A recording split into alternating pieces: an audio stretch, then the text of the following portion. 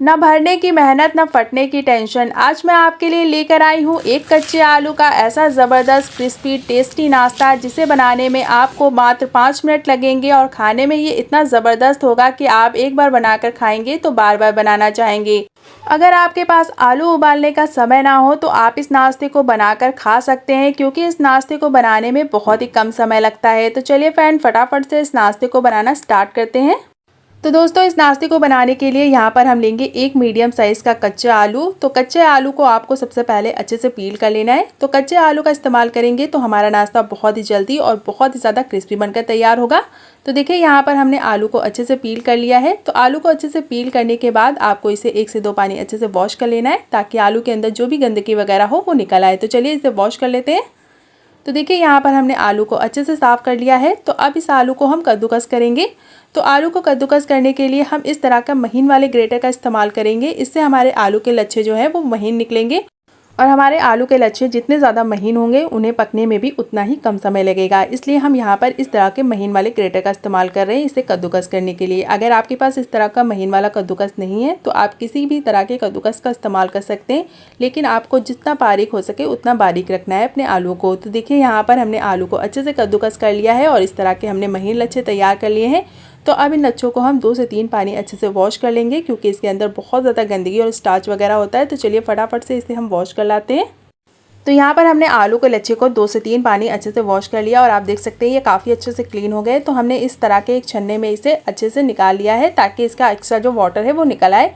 तो जैसे इसका एक्स्ट्रा वाटर निकल जाएगा हम इसे एक बोल में ट्रांसफ़र कर देंगे, और इसके अंदर हम ऐड करेंगे थोड़ा सा नमक। नमक डालने से हमारे आलू के लच्छे जो है वो बहुत जल्दी सॉफ्ट हो जाते हैं और बहुत ही ईजिली कुक भी हो जाते हैं, क्योंकि हमारा जो नमक है वो चीज़ों को गलाने में बहुत ज़्यादा काम आता है। इसलिए हम इसमें नमक डालकर इसे 2 से 3 मिनट के लिए इसी तरह से रख देंगे, ताकि हमारा जो आलू का लच्छा है वो थोड़ा सा सॉफ्ट हो जाए। तो जब तक हमारे आलू के लच्छे सॉफ्ट हो रहे हैं हम फटाफट से अपने नाश्ते के लिए दूसरी तैयारी कर लेंगे।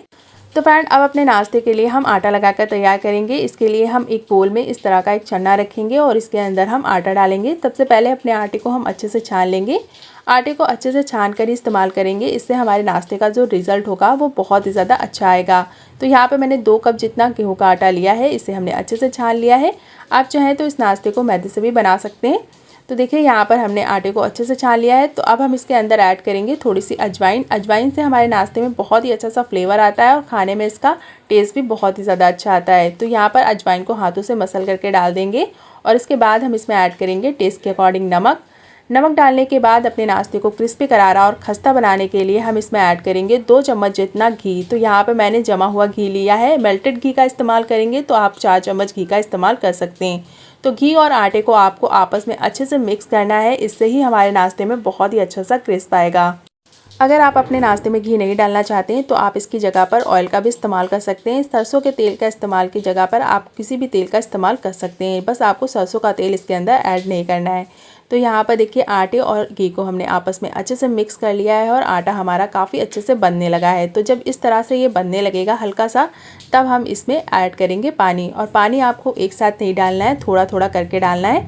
तो यहाँ पर देखिए, इस तरह से हमने थोड़ा सा पानी डाला और आटे को अच्छे से जोड़ लेना है। तो आटे को जोड़ने में आपको बिल्कुल भी प्रेशर नहीं देना है, हल्के हाथों से इसे जोड़ना है, क्योंकि हमने इसके अंदर घी भी डाला है। तो इसमें बहुत ज़्यादा पानी का इस्तेमाल बिल्कुल भी नहीं होगा, बस थोड़े से ही पानी में हमारा ये आटा लगकर तैयार हो जाएगा। तो यहाँ पर आधा कप से भी कम पानी में हमारा ये आटा गूँथ कर रेडी हो जाएगा।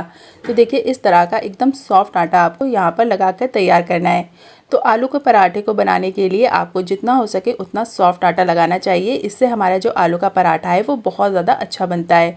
कुछ लोगों से आलू का पराठा बिल्कुल भी बन नहीं पाता है, उसका यही रीज़न है कि वो आटा बहुत ज़्यादा हार्ड लगा देते हैं या फिर आटे को अच्छे से नीट नहीं कर पाते हैं। तो यहाँ पर आटे को इस तरह से हल्का सा सॉफ्ट लगाना है, जैसे हम नॉर्मल चपाती के लिए आटा लगाते हैं उसी तरह से आपको एकदम सॉफ्ट आटा लगाना है। तो देखिए, यहाँ पर हमारा आटा लगकर तैयार हो चुका है। तो अब इस आटे को हम 2 से 3 मिनट का रेस्ट दे देंगे, ताकि हमारा जो आटा है वो अच्छे से सेट हो जाए। तो जब तक कि हमारा ये आटा सेट हो रहा है हम फटाफट से अपने आलू के लच्छे को चेक कर लेंगे।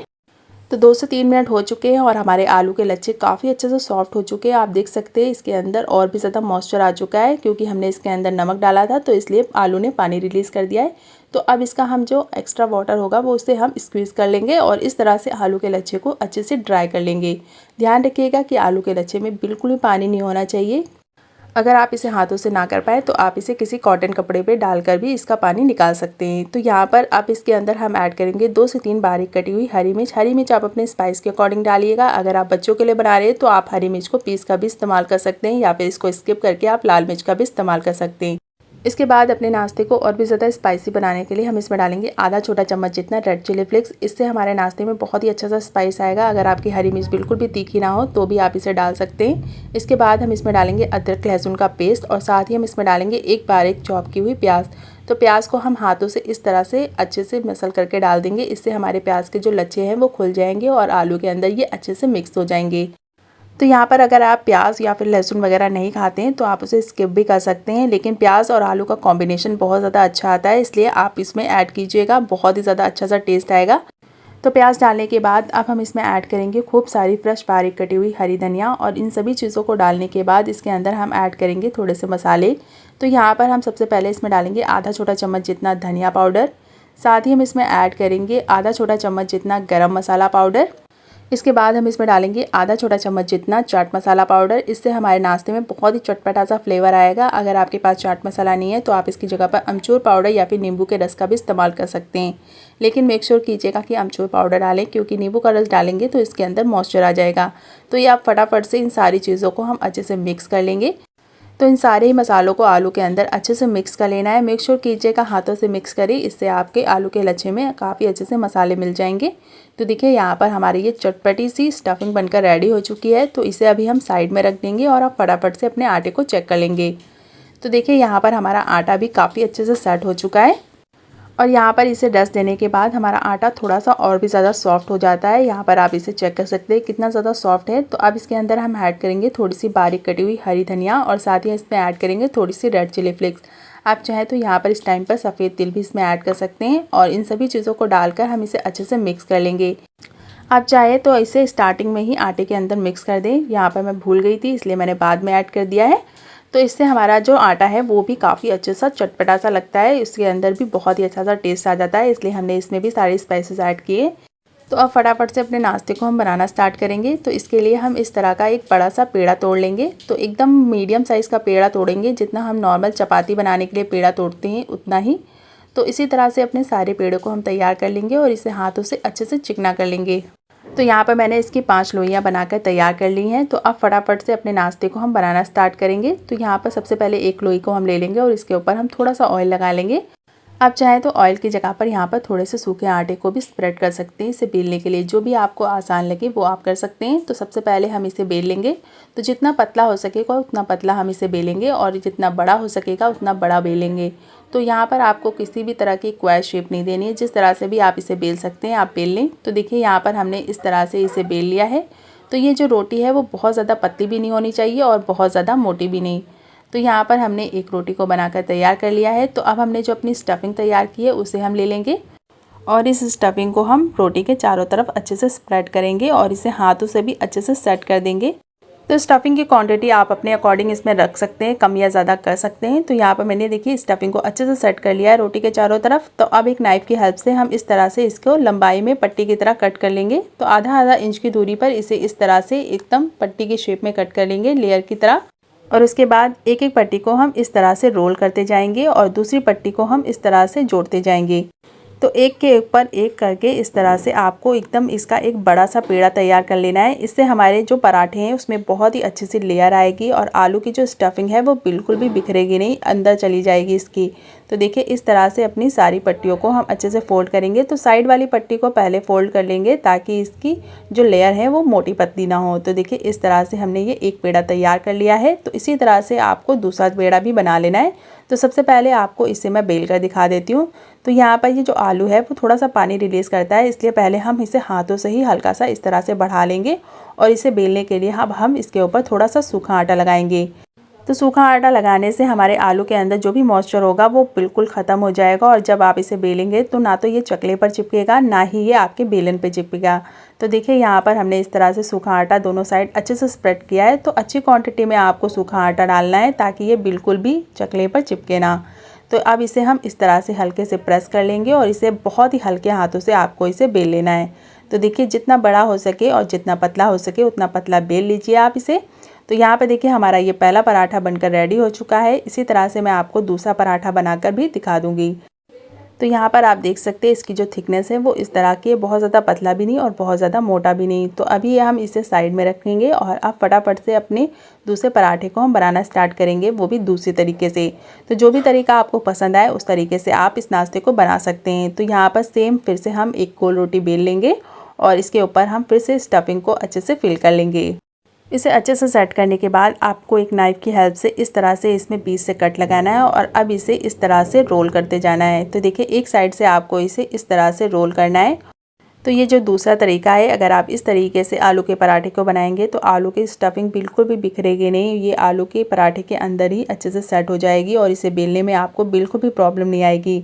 तो देखिए यहाँ पर हमने दूसरा पेड़ा भी इस तरह से तैयार कर लिया है, तो इसे भी हम फटाफट से बेल लेंगे।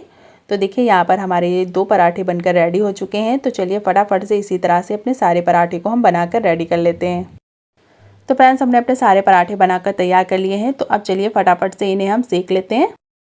तो यहाँ पर मैंने गैस पर एक नॉर्मल नॉन स्टिक तवा रख दिया है। आप चाहें तो यहाँ पर लोहे के तवे पर भी इसे बना सकते हैं। तो सबसे पहले पैन को अच्छे से गर्म कर लेंगे। जैसे ही पैन गर्म हो जाएगा अपने पराठे को हम इसमें डालेंगे और जब तक पराठा हमारा एक साइड से हल्का सा कुक नहीं हो जाता तब तक कि आपको इसे बिल्कुल भी पलटना नहीं है। जब ये एक साइड अच्छे से कुक हो जाएगा तब हम इसे पलट देंगे और पलट करके इसके ऊपर हम थोड़ा सा ऑयल लगाएंगे। तो इस पराठे को आपको एकदम मीडियम फ्लेम पर अच्छे से पकने देना है, क्योंकि हमने इसके अंदर कच्चे आलू का इस्तेमाल किया है, इसलिए आपको इसे एकदम धीमी धीमी आंच पर अच्छे से सेकने देना है ताकि इसके अंदर जो आलू है वो भी बहुत ही ईजिली कुक हो जाए। तो यहाँ पर आप देख सकते हैं कि हमारा जो पराठा है वो एक साइड से काफ़ी अच्छे से क्रिस्पी होने लगा है। जैसे जैसे ये क्रिस्पी हो जाता है इसका जो कलर है वो काफ़ी अच्छे से खिल कर आता है। तो बस इसे एकदम मीडियम फ्लेम पर ही अच्छे से पकाना है। 2 से 3 मिनट आप इसे मीडियम फ्लेम पर पकाएंगे तो हमारा जो पराठा है वो अंदर से एकदम अच्छे से सॉफ्ट हो जाएगा। उसके बाद अपनी गैस की फ्लेम को आप हाई कर सकते हैं और हाई फ्लेम पर इसे अच्छे से ऊपर से क्रिस्पी कर सकते हैं। अगर आप चाहते हैं कि आपका जो पराठा है वो अंदर से सॉफ्ट ऊपर उससे क्रिस्पी और लेयरी बने तो आपको एकदम मीडियम फ्लेम पर ही इसे सेकना है जब तक कि आपका जो पराठा है वो अंदर से अच्छे से कुक ना हो जाए। और अगर आप इसे बहुत ज़्यादा हाई फ्लेम पर फ्राई करेंगे तो ये अंदर से कच्चा रह जाएगा। तो इन सभी बातों का आपको ध्यान रखना है। तो देखिए यहाँ पर कितना प्यारा सा कलर आ चुका है हमारे इस पराठे में, और जब तक कि पराठे में अच्छा सा कलर ना आ जाए, कॉफ़ी अच्छे से क्रिस्पी ना हो जाए, तब तक मज़ा ही नहीं आता है खाने का। तो यहाँ पर देखिए हमारा ये पहला पराठा बनकर रेडी हो चुका है। इसी तरह से अपने बाकी बचे पराठे को भी हम बनाकर रेडी कर लेंगे।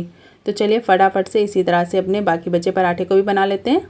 तो दोस्तों बनकर रेडी हो चुका है मात्र एक कच्चे आलू का ये बहुत ही ज़बरदस्त क्रिस्पी पराठा। आप देख सकते हैं देखने में कितना ज़्यादा टेम्पटिंग लग रहा है, खाने में उससे भी ज़्यादा टेस्टी होता है। और एक बार इस नाश्ते को आप बनाकर खा लेंगे तो यकीन मानिए बार बार बनाना चाहेंगे।